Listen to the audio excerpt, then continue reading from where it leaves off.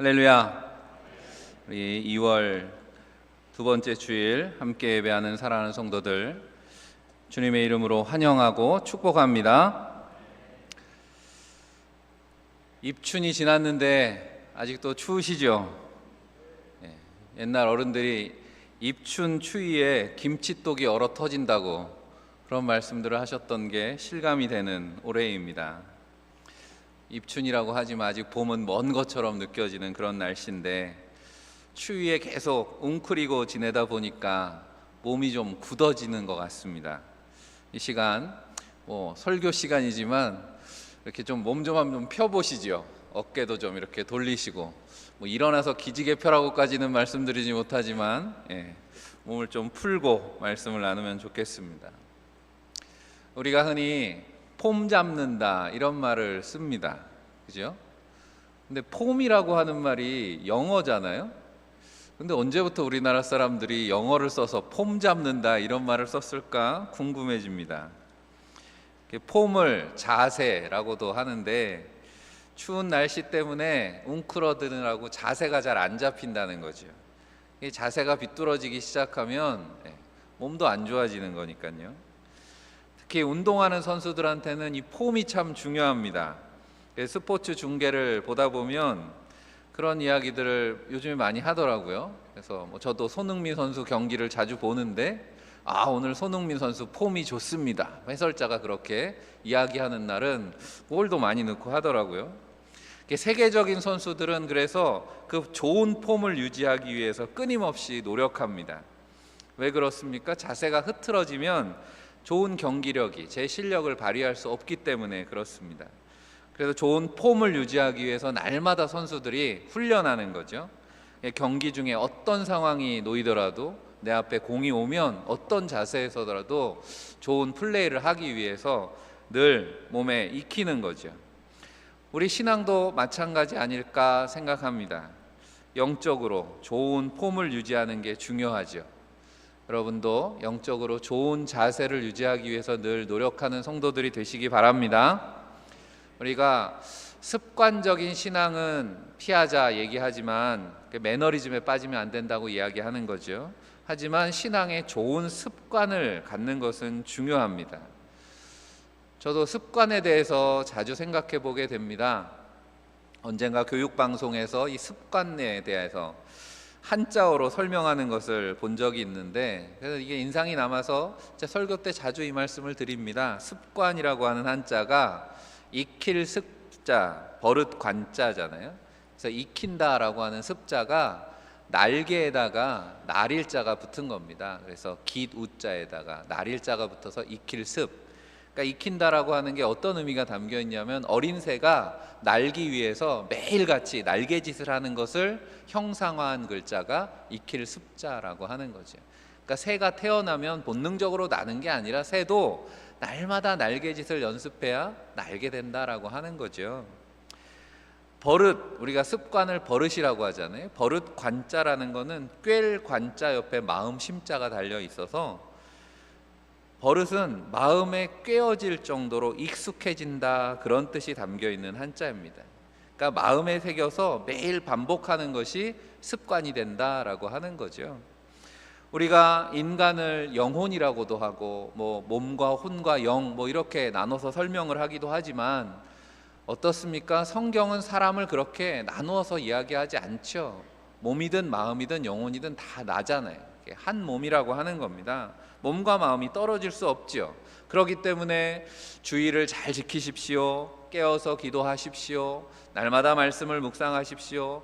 여러분의 평생 신앙생활하면서 잔소리처럼 듣는 말씀들을 반복하는 이유입니다. 그것이 우리에게 습관이 되기 때문에, 우리의 신앙의 폼을 만들기 때문에. 천리길도 한 걸음부터라고 그렇게 이야기하지만, 그 진리를 잘 알면서도 우리가 한 걸음 내딛는 게 쉽지 않죠. 그러니 천리길은 늘 멀게만 느껴지는 것입니다. 새해가 시작되었습니다. 그런데 다시 좀 해볼까 하는데 날씨가 추워졌어요. 그러니까 추위를 지나면 다시 시작하지, 그렇게 아직도 시작하지 못하고 있는 일들은 없으십니까? 내가 기도를 시작해야지, 그런데 추위 지나면 다시 해야지. 계속 우리에게는 그런 핑계가 쌓여갑니다. 오늘 말씀을 통해서 다시 좋은 신앙의 믿음의 좋은 습관을 만들어가는 저와 여러분들이 되시기를 바랍니다. 그런 의미에서 오늘 본문의 제목이 눈을 들고 한 걸음 더라고 하는 제목으로 하나님의 말씀을 전합니다. 오늘 말씀에 먼저 아브라함에게 눈을 들라 말씀하시는 하나님의 음성을 아브라함이 듣습니다. 그런데 그 말씀을 듣게 된 때가 언제냐? 오늘 14절에 보니까 롯이 아브라함을 떠난 후에, 그렇게 말씀이 시작하고 있습니다. 본문은 이렇게 짧은 몇 단어이지만 그 앞의 내용들을 우리가 좀 살펴보아야지 이 표현에 담겨있는 깊은 의미를 깨닫게 됩니다. 롯이 아브라함을 떠난 후에, 그러니까 아브라함과 롯이 헤어졌다는 겁니다. 말씀에서 롯이 누구입니까? 롯은 아브라함의 조카입니다. 앞서 12장에 보면 유명한 말씀이 나오죠. 하나님께서 아브라함을 부르셔서 고향 땅을 떠나라 명령하십니다. 내가 너로 믿음의 조상이 되게 하겠다. 그렇게 아브라함에게 하나님께서 위대한 소명을 맡기십니다. 믿음의 조상답게 아브라함은 삶의 터전인 고향을 등지고 하나님의 약속 하나만을 붙들고 순례의 여정을 시작하게 됩니다. 그런데 그 순례의 여정에 동행이 있었다는 거죠. 아브라함 혼자 떠난 게 아니라 창세기 12장 4절에 보면 이에 아브라함이 여호와의 말씀을 따라갔고 롯도 그와 함께 갔으며 말씀합니다. 아브라함의 조카 롯이 아브라함의 가족을 함께 따랐다는 거죠. 창세기 11장에 보면 아브라함의 가족, 그 아버지 이제 데라의 자손들에 대한 이야기가 나오는데 아브라함의 형제였던 하란이 먼저 죽습니다. 그리고 롯은 그 하란의 아들이지요. 그래서 이후로 아브라함이 조카 롯을 자기 아들처럼 그렇게 여기고 함께 지낸 것입니다. 하나님의 소명을 받은 아브라함 믿음의 여정에 이 조카 롯이 당연히 동행하게 된 거죠. 한 식구처럼 그렇게 따라 나선 거예요. 그런데 얼마 지나지 않아서 롯과 헤어져야 하는 상황이 벌어졌다라고 성경은 말씀해주고 있는 겁니다. 하나님의 비전을 품고 함께 떠났던 그들인데 문제가 생겼습니다. 그들이 겪었던 문제를 우리가 말씀을 통해 보면 어쩌면 우리가 당하고 있는 문제는 아닐까 생각해 봅니다. 2절에 보니까 여러분들이 성경 13장을 펴고 계시면 2절에 이런 말씀이 기록되어 있습니다. 아브라함에게 가축과 은과 금이 풍부하였더라. 고향을 떠났습니다. 그리고 먼 길 순례의 여정을 걸어서 가나안 땅에 도착한 아브라함에게 무슨 재산이 늘어날 수 있었을까 싶은데 하나님은 그렇게 아브라함을 축복하셨다라고 하는 거죠. 그 축복하시게 된 사연에 대해서 보려면 앞에 말씀들을 계속 읽어야 되겠지만 중요한 것은 아브라함을 하나님께서 축복하셨는데 문제는 그런 축복의 풍요에서부터 문제가 시작됐다라고 하는 거죠. 6절 말씀을 보니까 그 땅이 그들이 동거하기에 넉넉하지 못하였으니 이는 그들의 소유가 많아서 동거할 수 없었음이니라 말씀합니다. 그들이 머물고 있던 땅이 아브라함과 롯의 가족이 함께 가축을 기르기에는 부족했다라는 겁니다. 땅이 좀 좁아도 함께 사이좋게 살면 되지. 표면적인 이유는 땅이 좁다는 거지만 근본적인 문제는 7절에 나오죠. 그러므로 아브라함의 가축의 목자와 롯의 가축의 목자가 서로 다투고 또 가나안 사람과 브리스 사람도 그 땅에 거주하였는지라. 풍성할수록 서로 배려하고 나누고 감사하면 될 텐데 오히려 네가 잘나니 내가 잘나니 다투기 시작했다라고 하는 겁니다. 여기에서 분열이 시작된 거죠. 어쩌면 오늘 우리 사회가 겪고 있는 아픔도 그런 것이 아닐까 생각해 봅니다. 하나님께서 우리나라를 얼마나 축복하셨습니까? 몇십 년 전만 하더라도 세계에서 가장 가난한 나라 중에 하나가 우리나라였습니다. 그런데 이 나라가 이렇게 기적같이 성장했습니다. 정말 기적이라고밖에는 설명할 수 없는 그런 성장의 속도였다는 거지요. 하나님이 함께 하시지 않았다면 가능했을까? 그런데 오늘 우리의 현실은 어떻습니까? 그 풍요를 감사하고 나누고 서로 배려하고 돕기보다는 분열과 다툼에 멍들어가고 있지는 않느냐라고 하는 겁니다. 아브라함과 롯의 처지가 그랬습니다. 그래서 아브라함은 결국 롯과 헤어질 결심을 하게 되었습니다. 우리가 한 가족인데 이렇게 다투고만 살면 안 되지 않겠냐. 그래서 롯을 불러서 이야기합니다. 그리고 롯에게 선택권을 줍니다. 9절에 있는 말씀이에요. 내 앞에 온 땅이 있지 아니하냐. 나를 떠나가라. 내가 좌하면 나는 우하고 내가 우하면 나는 좌하리라. 네가 선택하면 내가 네 가는 반대 길로 가겠다라는 거죠. 조카 롯에 대한 아브라함의 애정이 아들처럼 여겼으니까 내가 잘 됐으면 좋겠다 하는 의미로 그렇게 롯에게 당부하는 겁니다. 하지만 우리가 잘 아는 것처럼 이 헤어짐은 아브라함이 얼마나 좋은 의도를 가지고 했는지는 모르겠지만 결국은 아브라함과 롯에게는 비극의 시작이었다라고 하는 거죠. 10절 말씀에 롯이 눈을 들어서 요단 지역을 바라봅니다.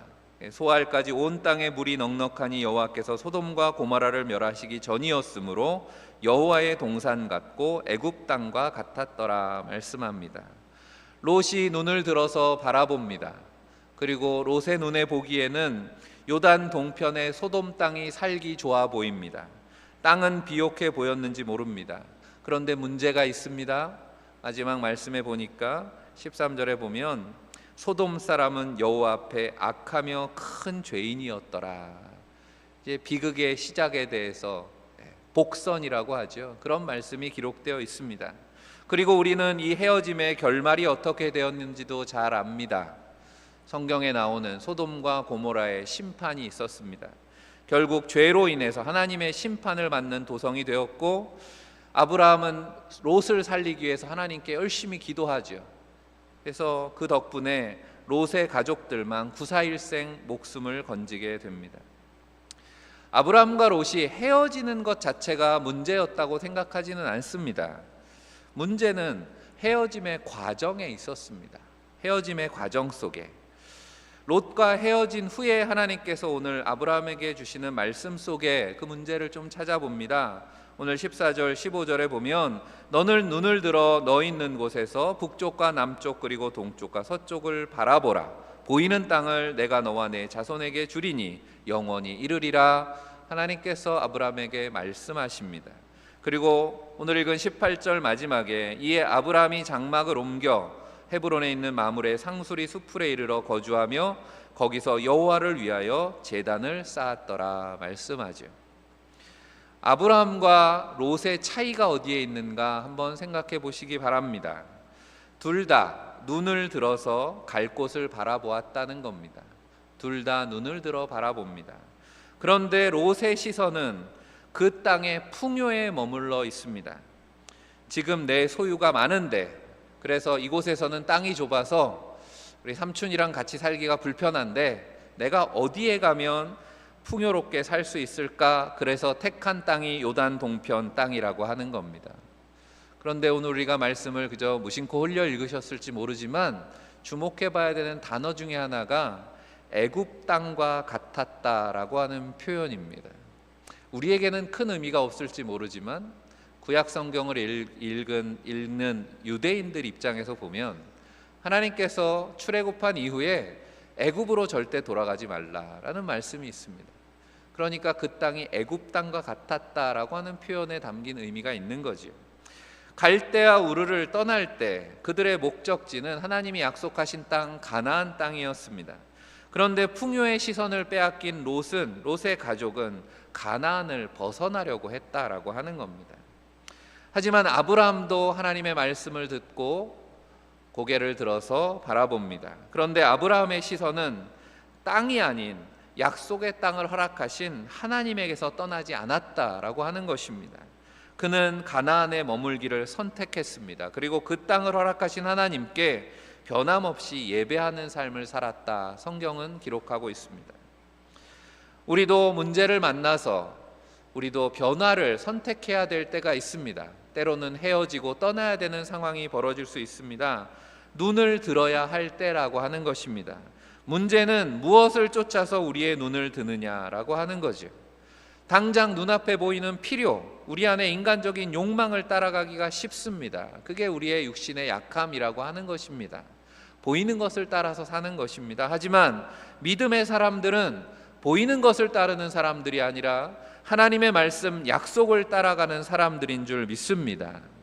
어쩌면 우리가 날마다 이렇게 예배하고 말씀을 묵상하고 함께 기도하고 신앙의 훈련을 하는 이유인지도 모르겠습니다. 신앙의 습관을 들인다라고 하는 게 그런 거라는 거예요. 여러분, 문제가 생깁니다. 아이쿠 어떻게 해야지 할 때 여러분은 무엇부터 찾느냐라고 하는 겁니다. 먼저 하나님을 바라보시기를 바랍니다. 그것이 믿음의 습관이 되시기를 바랍니다. 하나님을 바라보고 하나님에게서, 하나님의 음성에서 답을 찾는 거죠. 그런데 훈련이 되어 있지 않으면 어떻습니까? 아이코 하면 사람을 찾고 물질을 찾고 내 방법을, 내 경험을 의지하게 된다라고 하는 겁니다. 눈을 들어야 할 때 하나님의 말씀을 기울여야 되는 시간인 줄로 믿습니다. 두 번째로, 말씀을 따라서 바라본다라고 하는 것은 비전으로 바라보는 것입니다. 비전을 품고 바라보라는 것입니다. 비전이라고 하는 말에 담긴 의미가 무엇입니까? 내 욕심이나 계획이 아니라 나를 향한 하나님의 꿈과 계획을 의미하는 것입니다. 하지만 비전을 품지 않고 바라보는 인생은 어떻게 됩니까? 야고보서는 1장 15절에 욕심이 잉태한 즉 죄를 낳고 죄가 장성한 즉 사망을 낳느니라, 이렇게 간단하게 말씀해 주고 있습니다. 내 욕심을 따라서, 내 눈앞에 보이는 필요를 따라서 사는 삶은 아무리 잘 살아도 결국은 죽음을 향해, 멸망을 향해 가는 삶이다. 성경은 우리에게 그렇게 말씀해 주는 거죠. 민수기 21장에 보면 출애굽한 이스라엘 백성들이 광야에서 하나님께 불평하고 원망하다가 불뱀에 물려서 죽게 되는 사건이 기록되어 있습니다. 다들 불뱀에 물려서, 불뱀이라는 거는 이제 독이 퍼지면 몸에서 열이 나가지고 죽는 건데, 그래서 살려달라고 외치니까 모세가 백성들을 위해서 기도했습니다. 하나님께서 모세에게 노스로 그 불뱀의 형상을 만들어서 장대 위에 매달게 하셨습니다. 그리고 하나님의 말씀을 백성들에게 전합니다. 민수기 21장 8절에 있는 말씀이죠. 물린 자마다 그것을 보면 살리라 말씀하셨습니다. 하나님은 죽어가는 백성들에게 생명의 길을 보여주셨습니다. 하지만 안타깝게도 많은 사람들이 죽었다 성경이 기록하고 있는 걸 보면 뱀에 물린 상처만 쳐다보다가 죽었다는 겁니다.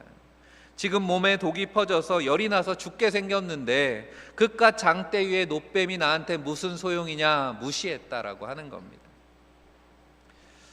이 말씀을 요한복음 3장 14절에 보면 예수님께서 이렇게 말씀합니다.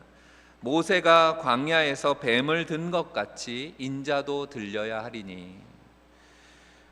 예수님께서 이 땅에 오신, 예수님이 하셔야 되는 일이 무엇인가 말씀하시면서 하나님은 죄로 인해 죽어가는 세상을 위해서 예수 그리스도를 십자가에 달리게 하셨습니다. 내 죄를 위해서 십자가를 지신 주님을 믿음으로 바라보면 삽니다. 하지만 광야의 이스라엘처럼 여전히 세상은 하나님의 이 위대한 구원의 계획과 섭리를 깨닫지 못합니다. 그러니까 예수 믿으세요.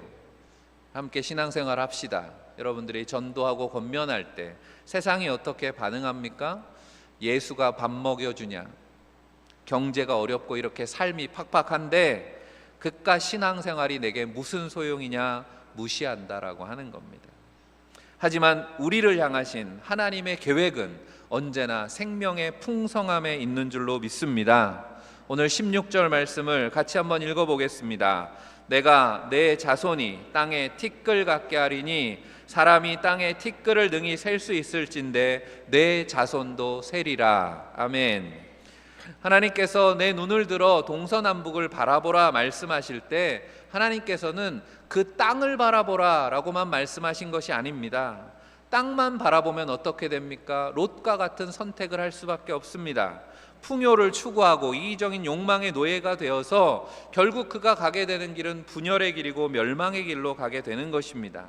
하지만 하나님께서는 비전을 품고 바라보라 말씀하시는 거죠. 그 땅을 주신 하나님의 꿈, 아브라함을 향해서, 우리를 향해서 주신 하나님의 비전을 품고 바라보라는 거죠. 그 땅의 티끌과 같이 번성하게 되어서 마침내 이 땅에 하나님의 나라를 이룰 믿음의 백성들, 그 생명의 풍성함을 바라보라 말씀하시는 겁니다. 사랑하는 성도 여러분, 눈을 들어 바라보시기를 바랍니다. 그러면 무엇이 보이십니까? 육신의 눈, 이기적인 욕망으로 바라보면 우리에게는 멸망의 길밖에 보이지 않겠지만, 오늘 우리가 예배를 드리면서 저는 그래서 우리 교회 예배당이 구조는 마음에 듭니다.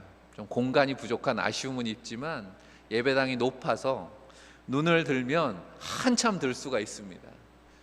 열심히 눈을 들어보면 뭐가 보이십니까? 십자가가 보입니다. 성령의 임재가 보입니다. 십자가에 담긴 하나님의 꿈, 생명과 구원의 비전을 품고 날마다 바라보는 믿음의 사람들이 다 되시기를 간절히 축복합니다. 마지막으로 비전을 품고 바라보았다면 이제 가라고 말씀합니다. 눈을 들고 한 걸음 더 나아가야 되는 것입니다. 17절입니다. 너는 일어나 그 땅을 종과 횡으로 두루 다녀보라. 내가 그것을 내게 주리라. 하나님이 우리에게 비전을 주셨지만 그 비전을 이루는 길은 우리에게 한 걸음 나아가는 데 달려 있습니다. 요즘 의사가 되겠다고들 많이 이야기합니다. 근데 의사가 되는 것이 꿈꾸는 대로 다 되는 게 아니죠. 어떻게 하면 의사가 될 수 있는지 물론 바라볼 수는 있습니다. 의사가 주인공인 드라마를 보면서 의사는 저렇게 사는구나. 하지만 의사 가운을 입고 환자 앞에 설 때까지는 가야 될 길이 멉니다. 그리고 한 걸음부터 시작하는 거죠. 오늘 17절 말씀을 세 번역으로 읽어보면 너는 일어나 걸어보아라 말씀합니다. 이제는 4차 산업혁명 시대가 되어서 이 농사를 짓는 것도 기계로 짓기도 하지만 이제는 스마트 농법이라 그래서 사람이 할 일이 별로 없어진 그런 시대가 되었습니다. 그렇지만 여전히 제 마음속에 남아있는 농사에 관한 표현이 있습니다. 곡식은 농부의 새벽 발자국 소리를 듣고 자란다라고 하는 겁니다. 부지런해야 곡식의 열매를 거두게 된다라고 하는 그런 이야기겠죠. 그런데 우리가 풍요롭게 살다 보니까 자녀들은 입맛이 없다고 투정을 합니다. 그런데 밥 한 그릇이 우리 앞에 놓일 때까지 얼마나 많은 수고와 땀이 있었는가라고 하는 것을 쌀 밑자를 가지고 어렸을 때 설명하는 것을 들어보셨을 겁니다. 쌀 밑자가 이렇게 생겼잖아요. 10십자 위아래로 8팔자가 2개가 있습니다. 그래서 위로부터 아래로 읽으면 88이 된다는 거죠. 88. 쌀 한 토리 우리 앞에 놓일 때까지, 식탁에 올라올 때까지 88번 수고의 손길을 거쳐야 우리가 밥 한 숟갈 먹게 된다. 그런 이야기입니다. 이처럼 우리가 걷는다라고 하는 건 그 길에 있는 하나님께서 맡겨주신 생명들과의 교감을 이루는 것입니다. 마치 농부가 날마다 새벽을 깨우며 논밭에 있는 식물들 곁에서 그들과 교감을 이루는 것처럼 우리가 하나님이 맡겨주신 약속의 땅을 걷는다라고 하는 것 속에는 우리에게 맡겨주신 사명의 한 걸음 날마다 더 가까이 하는 것입니다. 우리 선교부의 국내 선교 사업의 하나로 비전 교회들을 찾아가서 예배하고 올 때가 있습니다. 오늘 보니까 색소폰 조이풀에서 특송도 하는데 그러면 이제 색소폰 가서 연주도 하시고 그렇게 오는 것 같습니다. 비전 교회 다녀오신 분들이 한결같이 이야기하는 말씀이 있습니다. 뭐냐면 가서 오히려 제가 은혜를 받았습니다, 목사님 하는 겁니다. 우리 교회도 필요한 게 여전히 많이 있지만 상대적으로 여유로운 환경에서 익숙해 있다가 정말 어려운 처지에 있는 교회들에 가서 함께 예배하면서 그 교회와 목회자들이 얼마나 최선을 다해서 예배하고 복음을 전하고 있는가라는 모습을 안타깝지만 또 가서 함께 응원하면서 보고 돌아오면서 그곳에서 임하시고 역사하시는 하나님의 역사에 새롭게 발견하고 도전을 받았다라고 하는 그런 고백이겠죠. 그 땅을 종과 횡으로 두루 다녀보라 라고 하는 말씀을 공동 번역은 이렇게 읽습니다. 이리저리 다니며 그 땅을 사방을 살펴보아라 말씀합니다. 그냥 종횡무진 무작정 다니라는 거야, 걸어 다니라는 게 아니라 내가 밟고 있는 그 땅을 잘 살펴보라라고 하는 것입니다. 살펴본다는 게 어떤 의미일까요? 여러분들이 좋아하시는 나태주 시인의 풀꽃이라고 하는 시가 있습니다. 자세히 보아야 예쁘다, 오래 보아야 사랑스럽다, 너도 그렇다. 살펴본다는 게 그런 의미라고 하는 거죠. 무심코 지나치던 일에 관심을 갖고 한 걸음 더 다가가고 반복해서 찾아갈 때 관심은 사랑이 된다라고 시인은 노래하고 있습니다. 이 나태주 시인의 풀꽃 연작이라서 풀꽃 2가 있습니다. 이 풀꽃 2에는 어떻게 관심이 사랑이 되는가라고 하는 과정을 잘 표현해주고 있습니다. 이름을 알면 이웃이 되고, 색깔을 알고 나면 친구가 되고, 모양을 알고 나면 연인이 된다. 아, 이것은 비밀. 이 비밀을 아십니까? 이름에서, 색깔로, 모양으로 관심의 지경이 확장되면서 이웃은 친구가 되고 친구는 연인이 된다라고 하는 쉽지만 의미심장한 내용을 담고 있습니다. 역시 시인이죠. 짧은 몇 마디로 그 깊은 진리를 표현을 합니다. 우리 성도님들 중에도 공동주택이죠. 아파트에 사시는 분들이 많으십니다. 십수년을 살아도 정말 이웃의 이름도 모르고 살기가 쉽습니다. 이웃이라고 할 수 없는 거죠. 그런데 어쩌다 이런저런 계기가 되어서 이름을 알게 되었습니다. 그럼 이제 이웃이 되기 시작하는 겁니다. 그리고 함께 관심을 가지고 이야기 나누다 보면 직업을 알게 됩니다. 그리고 어려운 일 있을 때 서로 연락하자고 연락처를 주고받고 나면 요즘에는 연락처가 등록이 되면 카톡이나 SNS를 통해서 상대방의 프로필이 사진들이 막 나옵니다. 아, 이 사람이 뭐 하는 사람이구나, 가족이 어떻게 되는구나 알게 되는 거죠. 그리고 크고 작은 일이 있을 때 소식을 묻고 인사와 격려하는 사이가 되었습니다. 정말로 친구가 된 거죠. 아마 여러분들 중에는 그렇게 이웃과 친구가 되신 분들이 있을 겁니다. 그리고 그 사이가 깊어져서 연인처럼 끈끈한 관계를 맺는 분들도 있겠죠. 우리에게 잘 알려진 베스트셀러 작가이면서 정신과 의사인 스캇백 박사님이 아직도 가야 할 길이라고 하는 책에서 사랑을 이렇게 정의했습니다. 심리학자가 정의하는 사랑은 이런 거예요. 사랑이란 자신이나 다른 사람의 정신적 성장을 위해 자신을 확대시키는 일이라고 정의했습니다. 내 지경을 확장시키는 것을 사랑이라고 심리학적으로는 정의할 수 있다는 겁니다. 그래서 우리가 사랑하지 못하는 이유는 사실은 우리의 본성이 그렇다는 거죠. 우리는 원래 나태한 본성을 가지고 있다는 겁니다. 주변에 관심을 가지고 지경을 넓혀야 되는데 마음은 그런데 예수님 말씀처럼 마음은 원이지만 육신이 약한 것입니다. 의지가 약합니다. 그래서 내 안에만 갇혀서 지내게 되고 내 관심사에만 매여서 살아가게 되는 것입니다. 하나님의 비전을 품고 바라보면 보이는 것이 있습니다. 그 보이는 것이 우리의 사명이 됩니다. 주님이 내게 보여주신 사명이 있지는 않으셨습니까? 잃어버린 사명이 있지 않냐는 겁니다.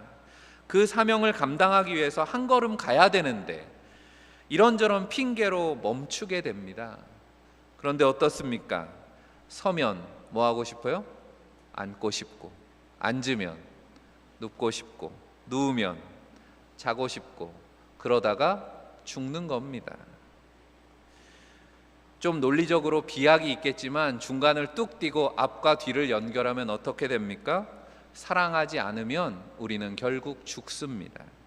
우리는 모두 이 땅에 하나님의 사랑의 사명을 가지고 보내심을 받은 사람들입니다. 우리를 향하신 하나님의 비전은 우리에게 맡기신 그 사명의 땅에 하나님의 축복의 발자취를 남기는 것입니다. 사랑과 관심의 지경을 넓히는 것입니다. 그렇게 날마다 만나는 이들의 삶과 마음에 그리스도의 사랑의 흔적을 남기는 것이 저와 여러분의 사명인 줄 믿습니다. 사랑하는 대전제일교회 성도 여러분, 우리는 그 길에 부름받은 하나님의 사람들 믿음의 동행이라고 하는 겁니다. 먼저 내 신앙의 자세를, 내 폼을 점검하시기 바랍니다. 믿음의 습관을 통해서. 그리고 성도들과 함께 기도하며 사랑의 사귐으로 하나 되시기를 축복합니다. 그리고 이제는 눈을 들어서 관심을 가지고 부지런히 주위를 살피시기 바랍니다. 내게 맡기신 사명의 땅을 가꾸고 생명에 담긴 하나님의 뜻을 성취하는 저와 여러분이 되시기를 주님의 이름으로 간절히 축복합니다. 기도하겠습니다. 사랑의 하나님, 우리를 구원하시고 하나님의 자녀 삼으신 은혜에 감사합니다. 부르심의 귀한 사명을 잃어버린 채 방황하며 살고 있지는 않습니까? 이 땅의 백성들과 교회를 불쌍히 여기시고 다시 그 사랑의 비전을 품고 한 걸음 더 주님 앞으로 나갈 수 있도록 인도하여 주옵소서. 눈앞의 이익만을 바라보는 어리석음에서 눈을 들어 하나님의 꿈을 바라보게 하여 주옵소서. 눈을 들어 십자가를 바라볼 때 그리스도 안에서 생명의 꿈을 품게 하실 줄로 믿습니다. 사랑하는 성도들과 한마음 되어 한 걸음 한 걸음 이 땅에 하나님 사랑의 발자취를 남기는 우리 대전 제일교회와 성도들 되게 하여 주옵소서. 우리의 생명 되시는 우리 구주 예수 그리스도 이름 받들어 간절히 기도하옵나이다. 아멘.